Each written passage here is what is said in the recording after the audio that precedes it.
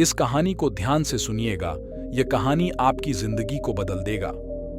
कमजोरी हमेशा इंसान के दिमाग पर रहती है और हमें जब लगता है कि हम कमजोर हैं तो उसे समय हम कमजोर नहीं होते हैं। अगर हम खुद को कमजोर मानते हैं तो हम कमजोर ही होते हैं, और हम खुद को अगर मजबूत मानते हैं तो हम मजबूती होते हैं। सारा खेल इंसान के दिमाग का होता है। आप खुद को जैसा सोचते हो वैसा ही हिम्मत आता है। आप कभी सोच कर देखो कि आपके शरीर के अंदर शक्तियां भरे हुए हैं। आप कमजोर नहीं हो, आप वह सब कुछ कर सकते हो जो आपने सोचा है। तो आपके अंदर वह सब काम करने की हिम्मत आएगी और वह काम आप आसानी से कर लोगे। और अगर आप ये सोचते हो कि ये काम बहुत मुश्किल है, इस काम को मैं कर नहीं सकता हूं, तो आप जीवन में उसे काम को कभी नहीं कर पाओगे। अगर आप किसी काम को करने से थोड़ा सा भी हिचकीते हो तो आपका दिमाग खुद ब खुद बोलने लगेगा कि ये काम तुमसे नहीं हो पाएगा, और उसे काम को आप कभी कर ही नहीं पाओगे, चाहे आप जितने भी कोशिश कर लो। और अगर यदि आपने सोच लिया कि ये काम तो कोई इंसान ही करता है और मैं भी एक इंसान ही हूं, तो मैं क्यों नहीं कर पाऊंगा, तो वह काम आप आसानी से कर लोगे।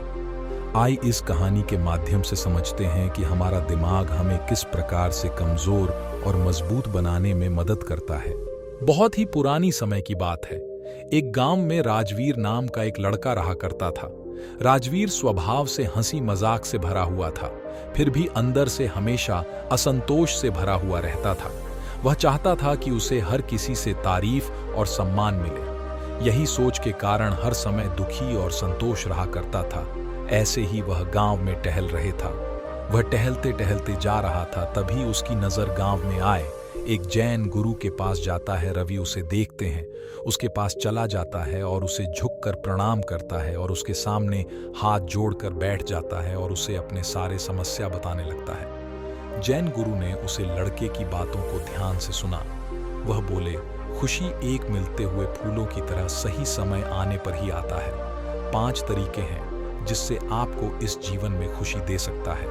पहला तरीका, इच्छा को त्यागना सीखो।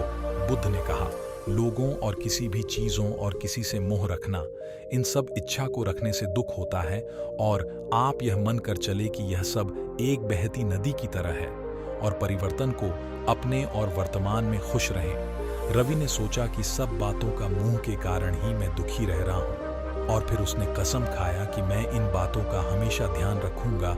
जैन गुरु दूसरी तरीका बताते हुए कहते हैं, अपने क्रोध पर विजय प्राप्त करें। जैन गुरु कहते हैं, क्रोध एक विनाशकारी शक्ति है और यह भीतर जलता है और आपके आसपास के लोगों को जलती है। धैर्य, क्षमा और शांत रहने का अभ्यास करें और एक शांत जल की तरह रहे। फिर राजवीर को याद आता है कि उसके गुस्से के कारण कैसे आहत भरे शब्दों से लोगों से बात करता था। तीसरा तरीका, जैन गुरु कहते हैं, उदारता का अभ्यास करें। अपना समय, संसाधन और प्यार खुलकर दे। साझा करने से, संग्रह करने से अधिक कभी खुशी मिलती है। एक बरगद के पेड़ की तरह रहो जो सभी प्राणियों को छाया देता है। राजवीर, जो अपने ही इच्छाओं से परेशान रहता था, वह दूसरों की मदद करने के लिए सोचने लगा। चौथा तरीका, दया भावना रखें। जैन गुरु करते हैं, आपके शब्दों में दया का भाव होना चाहिए। आपके शब्दों में किसी की नुकसान या उत्थान का शक्ति होता है, इसीलिए अपने शब्दों को सोच समझकर बोले। ऐसा शब्द बोले जो अच्छा और किसी के लिए सहायक सिद्ध हो।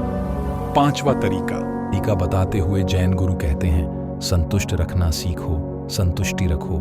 जो तुम्हारे पास है उसकी आभार प्रकट करो, न कि जो आपके पास नहीं है उसके लिए पछताए। साधारण चीजों में खुशी ढूंढ और रोजमर्रा की सुंदरता का सराहना करें। ऐसे बने जिस प्रकार कमल का फूल गंदे पानी में भी खिलता है। राजवीर को एहसास होता है कि उसकी अधिक पाने की खोज ने उसे पहले की खुशी छीन ली है। पूर्व अभ्यास करने लगा और छोटी छोटी चीज़ों में खुशी ढूंढने लगा। तो यह थी आज की ज्ञानवर्धक कहानी।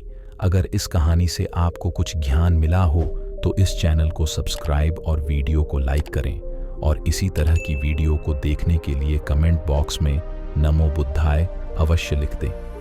मिलते हैं और एक प्रेरणादायक कहानी को लेकर। तब तक के लिए बहुत बहुत धन्यवाद।